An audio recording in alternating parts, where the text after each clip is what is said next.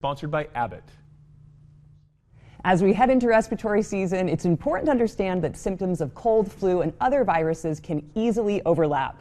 The key to staying healthy is simple: prevention, testing when you feel sick, and treating early.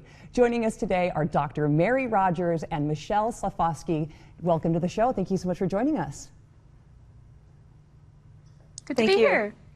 It's great to have you. Now, Mary, what are some tips for staying healthy during respiratory season? No one wants to get sick, so we all want to do our best to stay healthy. And some of the common sense things you can do are things you hear all the time and maybe even say to your own kids, like me. Wash your hands, try not to touch your face, and stay hydrated. These are all common sense things that still work. But sometimes we do still start to feel sick. And if that's the case, it's really important to take care of yourself. Don't wait to get tested. Find out what you have, because tests are the key to be able to tell us what virus you may have so that you can get treated with the appropriate next steps and get back to your normal life. Absolutely. These are such great reminders. Now, Michele, can you explain a little bit more about families that are fighting flus and strategies for staying healthy? Sure. Now, families fighting flu represents families who've all had severe impact from the flu, and we have taken a three-pillar prevention messaging approach, which is vaccinate, test, and treat.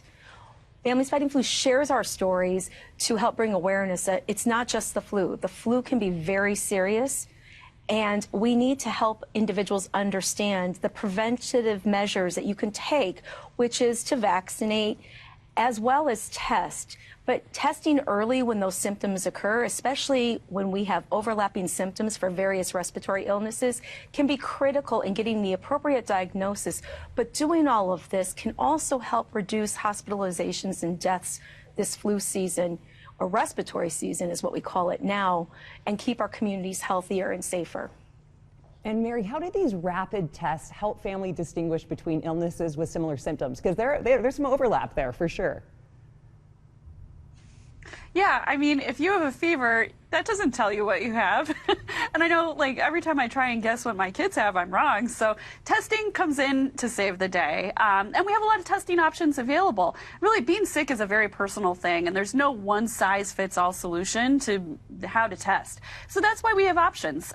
So if you're like me and you like the convenience of testing at home, I really don't like going anywhere when I'm sick, then you may want to try using Abbott's Buy Next Now COVID-19 Flu A and B combo self-test, which will test for all of those different viruses.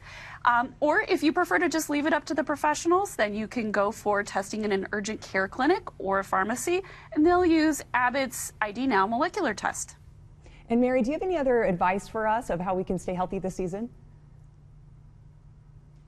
Yes, to learn more about yourself and testing options, try taking our quiz by going to abbott.com/sickstyles so that you can get a tailored feedback and set of tips that work best for you. Thank you so much. Such great information. Thank you to you both, Mary and Michele. Thank you for being on the show. Thank you, and stay well. Thank you. Stay healthy. You too.